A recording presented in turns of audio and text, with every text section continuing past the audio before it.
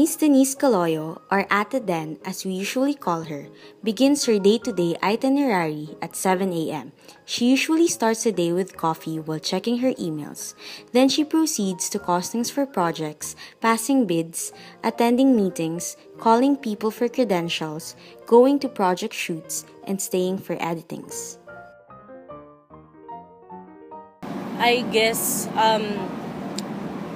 to how to make a project work with given the limitations. So in terms of the budgeting, concern ko yun. So kapag halimbawa, whether I budget a project of 100,000 to millions, concern ko on how to squeeze it all in. Kasi minsan, a million worth yung project, pero 5 days yung shoot. So, kailangan ko yun i-limit to a extent na hindi malulugi the house and magagawa yung more than expected. Kasi yon, we tend to make surprises kasi, di ba, we go beyond. Another concern is kapag yung mga tao na kailangan itap, hindi pwede. So, I call and text, I communicate almost more than 90% of my life here para malaman who to tap with, who to work with, sinong pwede, or how to get bids, projects. Ano pa ba? Concern ko, another that is, yung time. Kasi, aside from maximizing a day with a billion to-do list, kailangan rin magawa yung trabaho ng sakto sa oras. How do I handle? Okay, number one, it's always a routine for me. Cheesy man pakinggan, pero it's always a routine for me to pray. At first and during the last part of my day. Kasi, syempre, guidance. And number two, normal sa akin maging hyper. So, kapag ako napagod, that's medyo delikado na for my day. So, aside from the energy, praying, siguro one will that I can attest is yung love ko for the craft. Kasi in basic context, parang yun yung nagpapanatili sa akin throughout the day. Kahit gaano man siya alam mo yun, medyo mahirap yung trabaho. I keep it at that way.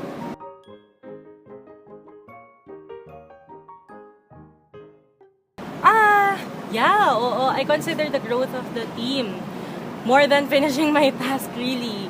Pero as much as possible, tinatry natin pareho. Kasi right now, since I came from the publication for advertising, technically, I know the lifestyle of the agencies, the clients. So, yun yung edge namin.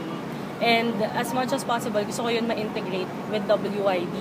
So, in that sense, I try. And I told the partners of the house na, okay, dadalin ko kayo doon sa taas. Dadalin ko kayo sa, pag nagbibid, hindi na parang kung sino-sino na lang yung house. Dadalhin ko kayo sa point na makakalaban natin, those mainstream production houses like Abra, Unitel, I don't know, sino pa, Filmex, Paprika, yon. And slowly, up to now, may stay here, nagugulat kami kasi unti-unti napapasok na kami sa mga bids na gano'n, or if not, nakakuha kami ng project na hindi namin nakakalain na for our level. So that's another perspective to take.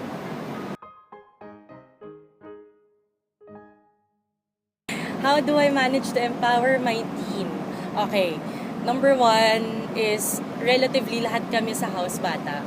So, the main fact that we are young, yung energy, you can feel it. As in, every time people will walk on or people will be with us for a certain project, they always comment the energy that's flowing. Kasi, yung pagod, medyo hindi mo na naiisip because yun, aside sa you tend to have a lot of fun with the guys I'm with. So so more likely having the energy and the, I may say, dugong prod. Kasi may ganun eh. At saka pusong production. Pag may puso ka at saka dugo ka sa production, technically lahat excited ka. Pero katumbas nun is your excitement or your level of happiness that you've been attaining to, may katumbas na takot. So, yun lang, managing expectations, managing people, letting them know na, okay ka pa ba? How are you? what can I help? Kahit na EP, at some point, madalas iniisip ko, I am not the EP. I may be an EP in terms of the job, the description, pero I wanted to think always na I am a PA para ma-assess ko na sa level ground nila, anong iniisip nila, anong sakit nila or anong concern nila. And then that's how I adjust. So, yun yung tumutulong sa akin on how to assess the people also.